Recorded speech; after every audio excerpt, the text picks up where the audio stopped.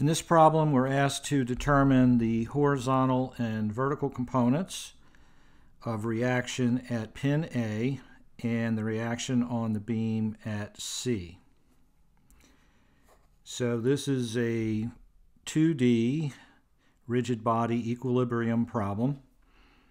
The first thing we're going to do is draw a free body diagram of the beam, since it contains it's subject to the reaction at A as well as the reaction at C. It includes both of the things we're trying to find. So we'll draw a free body diagram of that. FBD of beam AB.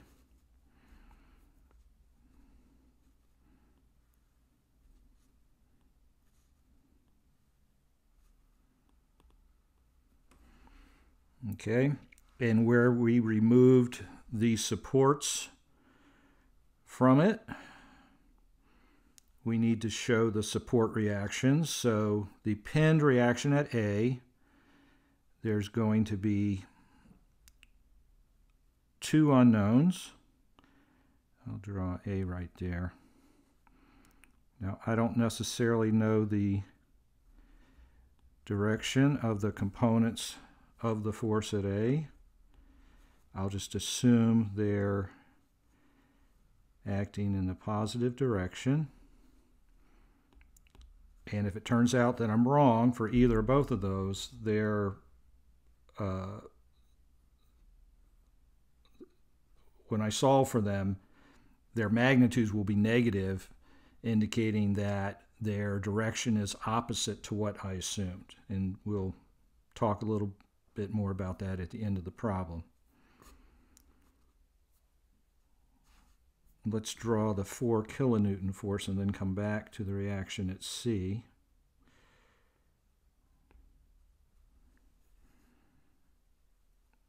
Okay. I know the direction of the 4 kilonewton force. I have no choice but to show that downward. And let's put the point C on here and put in some geometry. 1.5 meters from A to C, and then 1.5 meters from C to B. Okay, now I need to show the support reaction present on the free body diagram when I remove the beam from the connection at C. And notice that link DC, well, before we talk about that, it's a pin connection in 2D, so I would generally show the two components of the force. In other words, there are two unknowns. And I could either show that as the two components of the force, or the force and some direction indicated by an angle, unknown angle. If I show two components of the force, I'm going to have 4 unknowns, which isn't a showstopper, but with 4 unknowns on one free body diagram, on one rigid body, and only 3 equations, that means I'm going to have to draw a second free body diagram, hopefully not picking up any unknowns or just enough unknowns to where I now have enough overall equations to satisfy the solving for the overall number of unknowns. But let's look at link CD. And link CD is what we talked about in lecture 11. At the end of lecture 11, link CD is a 2-force body. We're going to assume here, they haven't told us, but we're going to assume that the weight of CD is negligible, And you're going to do that in most of these type problems, unless they give you the weight of it. And if it's a two-force body, then the line of action of the forces acting at C and D has to be along the axis of the link. So we know that the reaction at C, we know the direction of the reaction at C.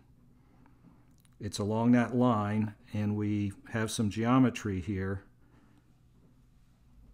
We have an isosceles triangle, which means that this angle in here is 45 degrees. So knowing that,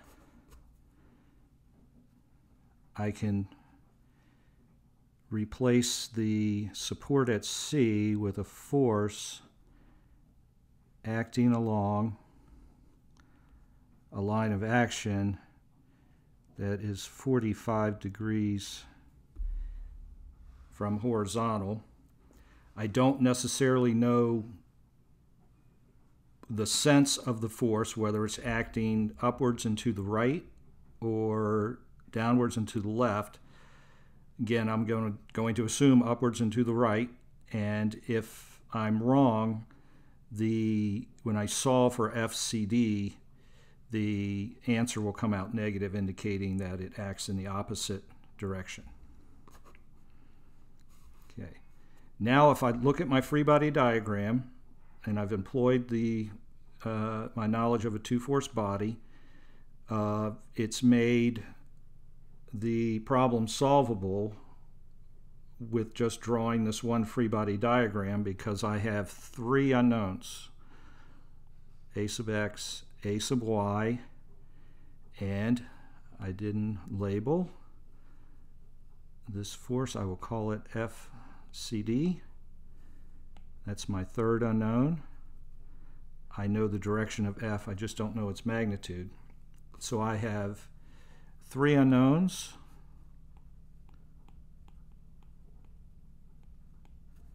And in 2D rigid body equilibrium, I have three equations I can write. Okay, before jumping into writing equations, let's think about what would be the smartest equation to write first to make the solution, our solution, the most efficient. So I know I can write sum of the forces in the x direction equals 0. If I write that, I'm going to have two unknowns, mainly a sub x and the x component of FCD. So that's going to produce two unknowns. Okay, and I neglected to establish my reference axes, which are just the standard y-x, horizontal and vertical. If I write some of the forces in the y direction, I'm going to have one unknown in a sub y and a second unknown in the y component of FCD. So that's going to give me two unknowns. And the third equation I can write is the sum of the moments about any point equals 0. Now if I'm smart about this, I can pick a point that has forces acting through it that won't be required to show up in the moment equation, since if a force's line of action acts through the point, there's no moment about the point. So the obvious one here is A. I've got a sub x and a sub y acting through point A, and the other moments about A are going to involve the 4 kilonewton force and the Y component of FCD. So if I write a moment equation about A, set it equal to 0, I will just have one unknown. So I'm going to do that first. That may eliminate the need to have to solve simultaneous equations, which just gives us more opportunities to make errors and end up with the wrong answer. So the first equation I write is going to be the sum of the moments about point A equals 0. I'm going to assume that counterclockwise is positive. And I'm going to have the Y component of FCD, which is going to be FCD times the sine of 45 times the moment arm, which is 1.5 meters. And that moment will be acting counterclockwise about A, so it's a positive moment. And for the 4 kilonewton force, I'm going to have 4 kilonewtons acting at 3 meters. And that moment is going to be clockwise about A, so it will be negative in my equation. And I can solve that for FCD and get FCD equals 11.3 kilonewtons. Okay, so that's one answer. Now notice that the answer for FCD came out as positive. Okay, I'm looking at the sign here. It's understood to be positive. So the direction I assumed for FCD was correct.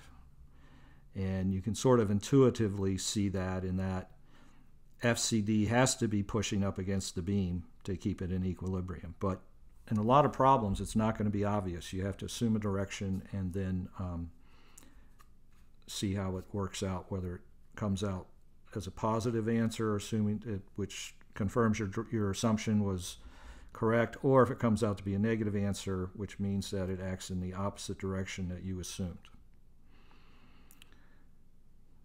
Okay, so I've solved for the vertical component, the vertical component, not the vertical component, the force at CD, and we already knew that that force acts at a 45-degree angle, so we could say, you know, at 45 degrees and up and to the right. Okay, now I'm going to write the equilibrium equation in the y direction and set that equal to 0. I have a sub y plus FCD, and I'll substitute back in for that in a second, times the sine of 45 degrees minus 4 kilonewtons. All of that is equal to 0. Now I know what FCD is. It's 11.3. So I substitute that in and solve for y, and I get a sub y equals minus 4.00 kilonewtons. So that means that the direction I assumed for a sub y, which was positive in the vertical direction, was wrong, that a sub y actually acts downward on the beam. And again, if you look at the problem, the model, you can see that, yeah, that makes sense, that B, the 4 kilonewton force is out there pushing on down on B, so it's trying to the other end of the beam is trying to be raised up, and a sub y is is countering that tendency for point A to rise up. Now, as far as giving the answer, if you've drawn the free body diagram the way I have, with a sub y acting upwards on the free body diagram, and you give this answer of a sub y equals -4 kilonewtons, that is sufficient. Or you could say that a sub y equals 4 kilonewtons down. Either of those are acceptable for me. Okay. And the last equation is forces in the x direction equal to 0. We have a sub x plus FCD times the cosine of 45 degrees